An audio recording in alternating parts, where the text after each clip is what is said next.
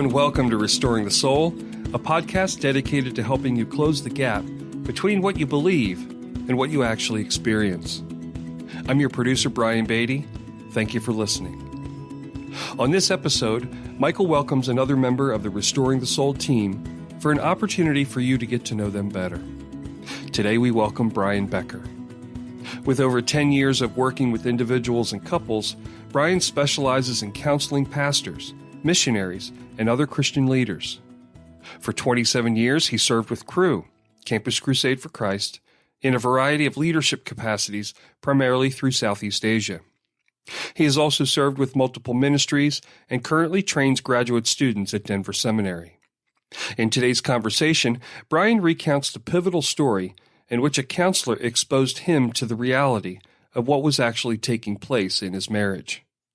As you will hear, this awakening reset the trajectory of his relationship with his wife and changed their lives forever. Consequently, learning and understanding his own story has served as the foundation of how he approaches his vocation as an intensive clinical soul care specialist. Brian has a deep love of entering the stories of people in many ways that move them towards restoration, healing, and wholeness. So without any further delay, here's your host, Michael John Cusick. It is another Restoring the Soul podcast, and this time I am in the studio on the 4th floor of the West Jefferson building, high above Eeny Meeny Sushi. And friends, the only reason I say that anymore is not because of a plug or any kind of financial compensation, but now there are people that come to Restoring the Soul and they look out my window, and one of the first questions they ask me is that Eeny Meeny Sushi off in the distance to the left? And it's just a delight to introduce people to that Asian delicacy. So speaking of East Asia, today in the studio live is Restoring the Soul's newest therapist and intensive counselor, Brian Boecker. Brian, welcome. Thanks so much, Michael. Great to be with you. And welcome to Restoring the Soul. Yeah, thanks. We've been doing this feature where we have each of our therapists in a podcast episode or more, just so that people can get to know them. And it's really, really been good to get to know you. We were just talking in an informal meeting for an hour or so and getting to know you more. But the reason I made the East Asia reference is that you've spent a lot of time in that part of the world, and I'm interested in how you got to being a licensed professional counselor. So fill me in on some of that backstory. Sure. My wife and I joined the staff of Campus Crusade for Christ in 1998 and served with them and worked over there for a number of years, doing a lot of different roles. But that probably, was the start of something significant for us to step towards a kind of the heart that God put on our heart for people. But probably in the middle of that, probably 4 or 5 years into serving with them, my wife decided to pursue a counseling degree at CCU. So in 1995, we were back here for a year, and probably in the middle of that year, as we were both in group counseling, but also too attending a lot of classes with Larry Crabb, Dan Allender. The same counseling program I did? Yeah. Probably halfway through that year, my wife came to me and she says, I don't know if I can go back to Asia with you because it feels like you love ministry and you love Asia more than you do me. Wow. She said I sat on the couch for 3 days straight. I don't know, but I definitely felt like the words I've told people is like I felt like somebody reached up and cut an umbilical cord, and I was left there gasping for air. Wow. Did you identify with that or kind of resist that idea? I think I felt trapped because I didn't know what to do. I was finally seeing, in my mind, some success in being in ministry and seeing success in that, but also too the sense of going, I'm missing something with her and where she's at, and definitely not pursuing her the way she needs to be pursued. And so I think it resonated with me, but it also felt like I don't know what to do with this. And so I think that was the first dropping in point that something's not right, that needs attending to in my heart, specifically in relationship with her, but also too in my relationship with my ministry and how I was living that out. And so you obviously read the book, The 7 Things to Do to Make Your Wife Feel More Important Than Ministry, and it was all good from there, right? Yeah. I didn't even know there was such a book. So No, I just made it up. What did you do? I think we just began to, just follow input from people around us. And part of that was getting into counseling. And I think probably, again, that was probably one of the most helpful things. And I think I remember during that time, the therapist that we saw, and I'm not sure how to say this, but basically. Oh, you can go ahead and say the word. I know the story. So if there are young children in the car or in the vicinity, or if you were offended by certain vernacular, you may want to plug your ears for a minute, because this story is actually worth it. Yeah, so we had been going to this counselor for a number of sessions, and usually what would happen is he would either pick up and say something, my wife would pick up, and I'd kind of go along for the ride, which was not far from what typical for me to do. And I just remember there was a session, and I don't know if they were in cahoots about this, but basically he leaned over and looked at me and goes, "Brian, where do you want to go today?" And neither of them said anything. To me, what felt like 20 minutes, it might have been 3 or 4, but that daunting therapeutic silence of they're just waiting. Yeah. And so then at some point he just paused, looked at me with a kindness, but he just said, "Brian, I'm just really aware of how much of an asshole you are right now." Wow. And I was just really taken aback again, just because nobody had ever called that out in me. Like, I was the nice guy. I was the guy that got along with everybody, and that was part of my story. I was the people pleaser. I was the entertainer. I was the one that made people happy or comfortable. And so for him to name something like that in my relationship with my wife, that I was leaving her unattended and unpursued, it just really impacted me. Like, there was something that was named in that moment that I knew I needed to pay attention to. And I think that just began to awaken in me. I'd say that was the beginning point of awakening, and that's felt like it's just continued to keep coming back up. That idea of awakening and finding parts of myself that needed to be awakened and move towards wholeness. So. Wow.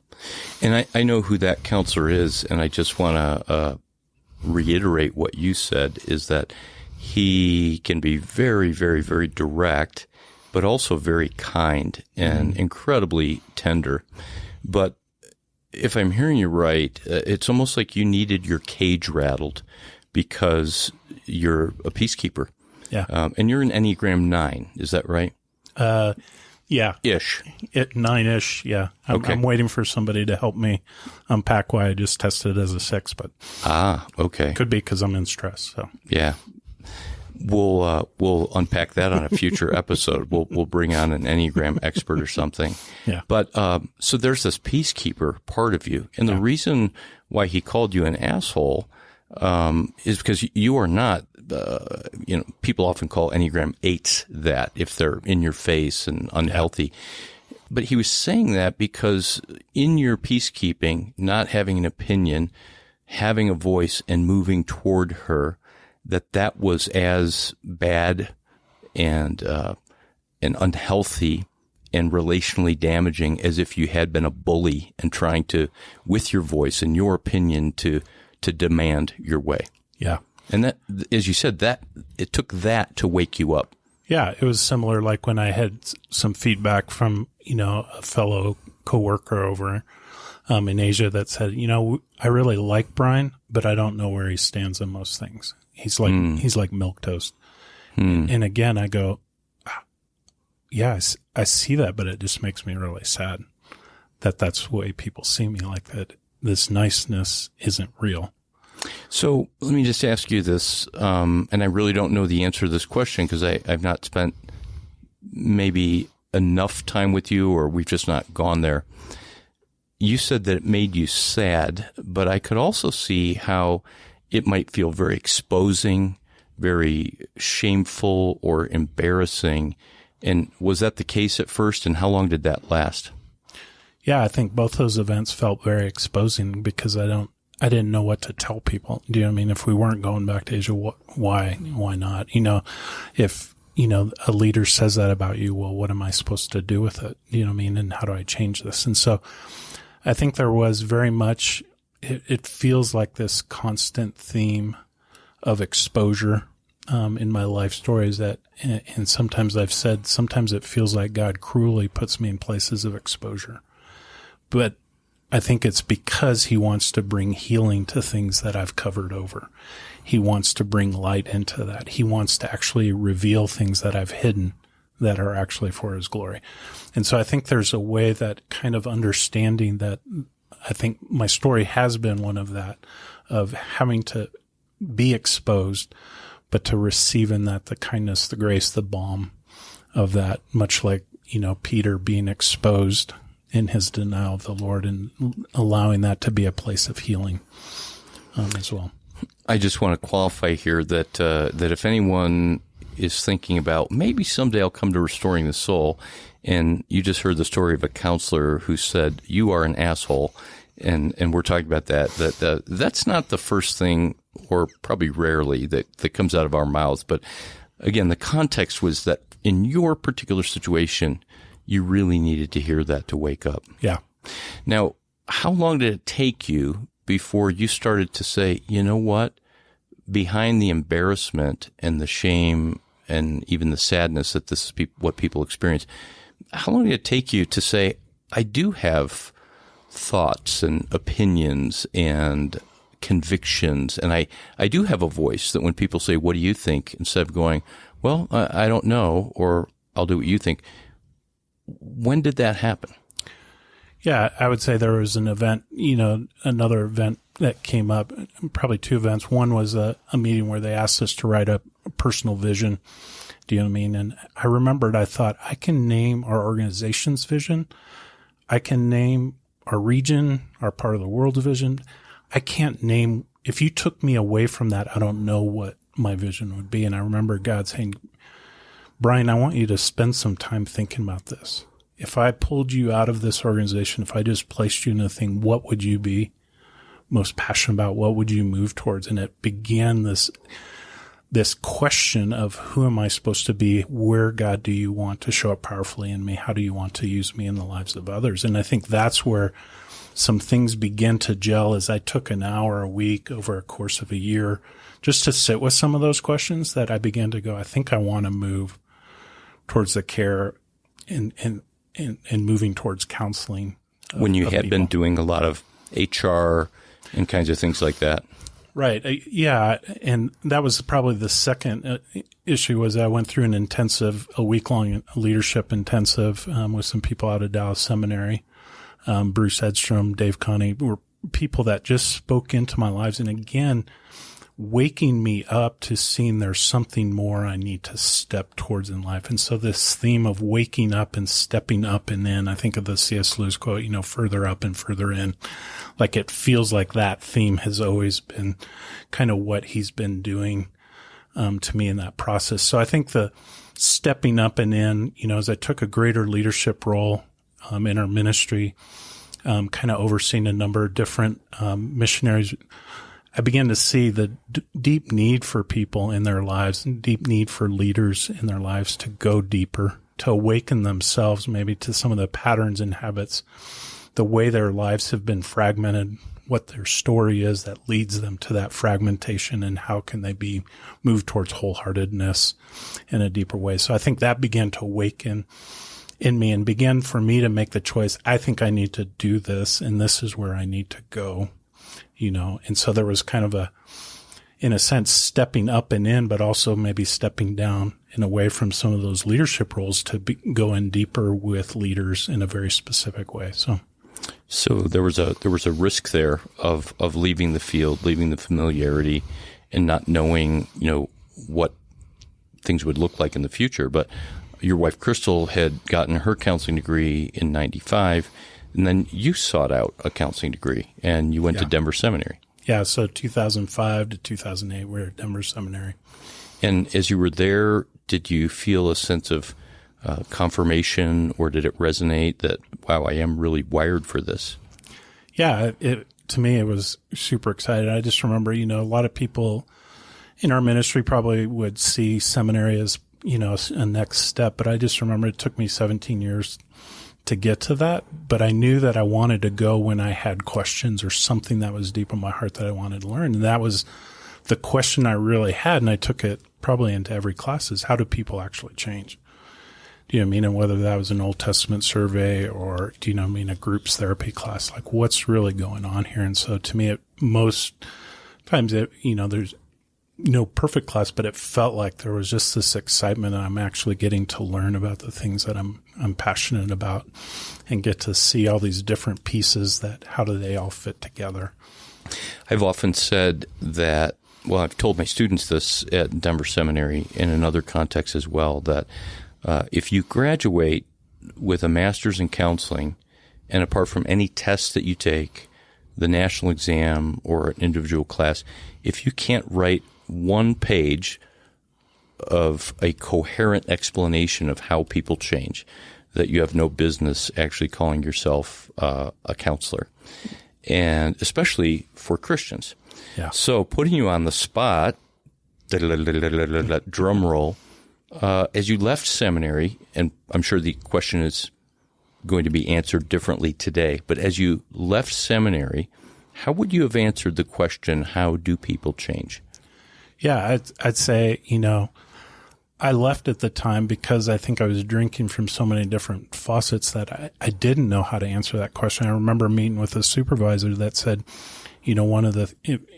if we were to continue in the supervision relationship, his goal would be to help me understand kind of this meta therapy. Like, what's this thing that you can hang all your hats on? And I go, I so want to do that. And I think that began even after I graduated. I go, I don't know what that is, but I need to start figuring that out. And I think the thing that really resonated more and more was just this issue of our story, of understanding our story deeply, from the attachment issues in our stories to the schemas, the false selves that are birthed out of our stories, and how that plays out into whether it's relational dysfunction, vocational dysfunction. All those things play out in a significant way in that. And so I think that's been the story of me.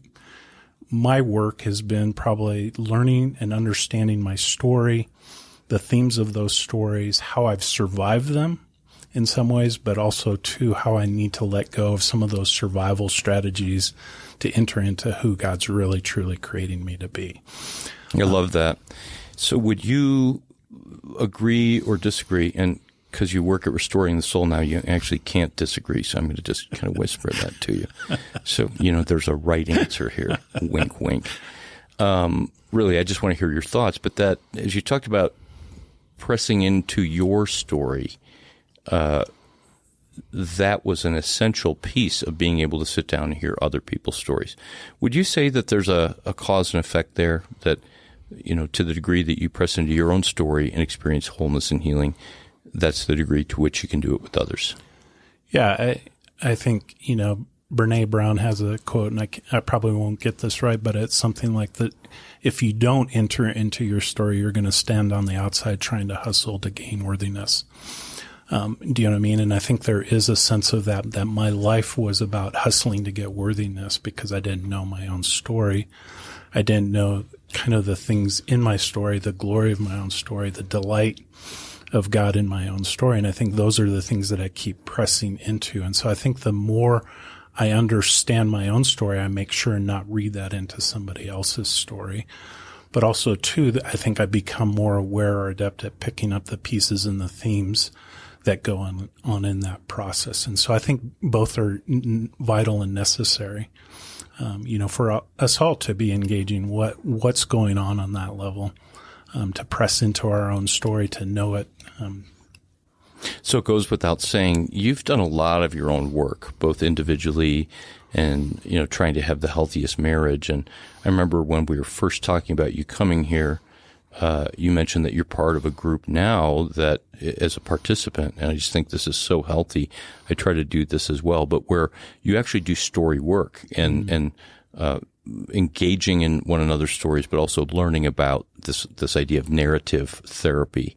There's a whole bunch of secular folks that have written about this and developed narrative therapy as a framework, but Dan Allender is one of the people who, as a Christian, has taken that. And I'm always struck by, story, and narrative. It sounds like a very modern idea. Yeah. But Hebrews 12 tells us that Jesus is the author and perfecter of our faith, but that he is writing a story, that we have a story, and that we get to, by doing this kind of work, co-create our story. Yeah. Tell me about just what it's been like to be immersed in that, even now at this stage, because your eyes become different and your heart is able to receive more and more than you would have, 11 or 12 years ago. Yeah. I really agree with that. And, I'm part of a group that's led by a therapist, Amy Au, here in the area. And it's just been a great group. Like, it's just one of those places to have to go back to tell stories. And sometimes they're small stories. They're not big events of trauma, but they're just stories, and have other people listen to them and speak into them and say what they see. And again, it allows me to have new eyes to see myself. And usually it's new eyes of compassion. I don't hold my story well. There's a lot of self-deprecation, a lot of beating myself up in that. And so to receive the kindness of others in that space is a huge gift. And so I think that's where the story gets reframed or retold, just with a more truthful telling from the eyes of God. And so I think biblically, I look at the story. I think it really has dawned on me these last few years. We have the stories in the New Testament because the disciples told those stories about themselves. And that's where you go, we know how silly Peter was because Peter told those stories about himself and he replicated those. And so there was something about the freedom that Peter had to tell those stories freely that gives us the hope that there was places where he was one moment, saying the right thing, the next moment saying something really stupid. And those stories were collected a lot. And that's what drew, whether that was Luke, whether that was the other authors, they were drawing from those oral stories that they were telling about themselves because they had made peace with it. And they had known this is the story of God in my life and how he's bringing redemption in that. And, what would we do without those kinds of human stories of fallibility and failure and flawedness? Wow, 3 F's there. And basically just stories of brokenness. The New Testament wouldn't have the same level of hope. It would just be, teaching that's didactic and something. Harder. Yeah, something to aspire to. As the first pope, as the Catholics would say, but as someone upon who Jesus said, your name is no longer Simon, but it's Cephas, Peter, rock, and I'm going to build my church upon you, not just trying to be cute, but, he could have put an edict out for all of the church saying, no unflattering stories, and I get final edit on everything. Yeah. But he didn't, presumably.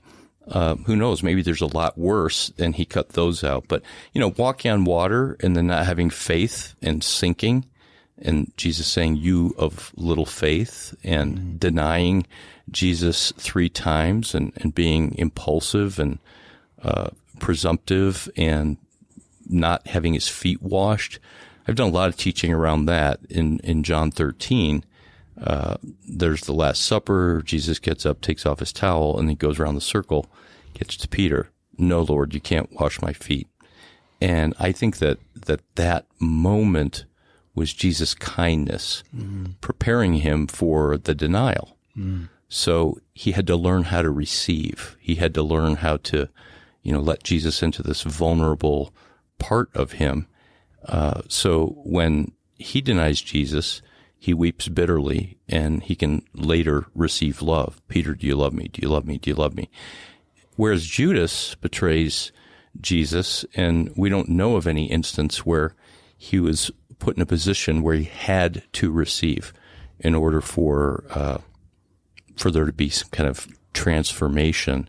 And of course, he hung himself, like, I've got to earn this somehow. But speaking of kindness, you kind of answered the question at level 2, narrative and owning and knowing their story is step 1, but level 2 or step 2 is that it's really kindness and being in a space and opening yourself to that, because you said the parts of the story where you need kindness or where there has not been kindness, that's what begins to reshape us and to transform us and even rewire our brains. So talk about that as part of this change process. Yeah, I think, again, and my friends would know this about me, and, it's not easy for me to be kind to myself. I can pretty easily self-deprecate. I can easily take a compliment and turn it around on its toe. And so I think the journey has been and continues to be just receiving the kindness of the Lord to just, again, to say there's something really good in me, much like C.S. Lewis says, there's a glory there that if we saw the fullness of it, we'd be inclined to worship it in each other. The beautiful thing about that is that saying there's a glory in me is actually one of the most humble things that we can do because it's truth-telling. And humility is about seeing ourselves accurately. I like the definition we always say around here that humility is being precisely who you are with God and at least one other person, Thomas Merton, as opposed to making yourself less, thinking of yourself less, etc. And so if we're glorious, then that's humility to say that. If we're brilliant, that's humility. No, we don't go around flaunting that, but it's pride to say, I suck. I'm a terrible person. Yeah. There's nothing in my heart other than wickedness. And that's pride because it's the refusal to accept the truth of grace and that all of life is a gift. So I really appreciate that. Back to your story, and we'll do a future episode on how people change, and that will turn into maybe a podcast in and of itself. You spent a total of 27 years, if I can mention the name of the ministry, Campus Crusade. Yeah. You are really a veteran of that ministry and deeply, deeply shaped you. But after you got your counseling degree, you went back to working in East Asia, but then you find yourself back here. Yeah. And tell me about that transition. Yeah. So one of the things, my last kind of role with Cru, as they changed names, was to do leadership development intensives for the leaders there. And again, those were team-based kind of coaching kind of intensives, but they tended to go pretty deep into story as well as kind of understanding the dynamics of the soul. And so when we came back from overseas in 2013, we were with Cru for another 2 years, but then I really sensed this desire to kind of press in and press deeper in to my counseling practice. And so that required us to leave staff. And so kind of since then have done this balance of private practice counseling as well as intensives with another ministry here in town, but also to traveling to do kind of missionary intensives with Cru and some other organizations. And so that's kind of been where I've just continued to press into kind of, again, both the ideas of story work, but also working with people in ministry, but also marriages in crisis, kind of done a variety of things in those arenas. So couples and individuals you work with. Yes. And you really love sitting with people who have been in some kind of full-time ministry because you know the dynamics of that, both in the people-to-people, hands-on ministering, but also in this kind of admin and leadership higher level of human resources, which, I mean, you talked to me about what that involved, and it was like soup to nuts of, knowing where the Band-Aids are when people get cut and writing or creating teams to put together manuals and things like that. Yeah. Pretty broad background in that regard. Yeah, definitely. Again, it was probably overseeing, maybe 800 staff in 10 different regions with people from 10 different countries that were sent to kind of where we worked. And so it was a pretty broad, it's kind of one of those things which is typical in a lot of ministries is you have absolutely no training for it, but here, why don't you try yourself with this role and kind of grow into it? So most things was on the job training in that process to learn those things. And so it was definitely at times fast and furious type of learning. So let's end with this. And we did not prepare for this question. The ministry that you worked here with locally, they do intensive programs. And I know that ministry going back to their beginning. And I have a lot of respect for the organization. And I know several of the counselors there, including Dr. Tom Varney, my former mentor at Colorado Christian and the man who hired me and made me a professor. But you transitioned out of that ministry to restoring the soul. And we were talking about this a little bit earlier. Graduate school, for example, you take a whole bunch of courses, different perspectives. There's even a class called integration where it's a class that doesn't say here's an integration of your faith and these theories, but here's different theories and approaches to integration. And then people will graduate and they go, now I've got to figure out how to bring this all together. And the ministry that you were with before, again, they do really good work. I know people that have gone through it. And yet there's not a cohesive vision or model. And one of the things about restoring the soul is that we do have this cohesive vision where we've taken a lot of different theories and said, here's what we do, here's what we believe, and here's how we sit with people. And so, if there's a restaurant that has some Italian dishes and some Chinese dishes and some Swedish meatballs and American hot dogs and burgers, we are saying we don't have a little bit of everything. We have this specific kind of food. Let's just say Northern Italian cuisine, which is different than all of Italy or Southern Italian. And some people would say, oh, that's kind of arrogant to presume that you have, the way. And I personally don't believe that it is the way, but it's a way that's emerged out of my story. We call that here intensive clinical soul care, ICSC. My question after this long rambling explanation is, what has it been like to go from, being able to operate independently but not within a cohesive model to being here and with all of your experience and with all of your training, and that's, very high level, to come and to be a part of this, to contribute, to offer, but also to learn?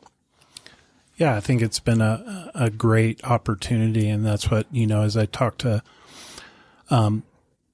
that ministry, Dave Ragsdale and Rosa Huber that were leader there, I just felt like they gave me a great opportunity to step into something that I wanted to do, which was work more deeply with people in ministry.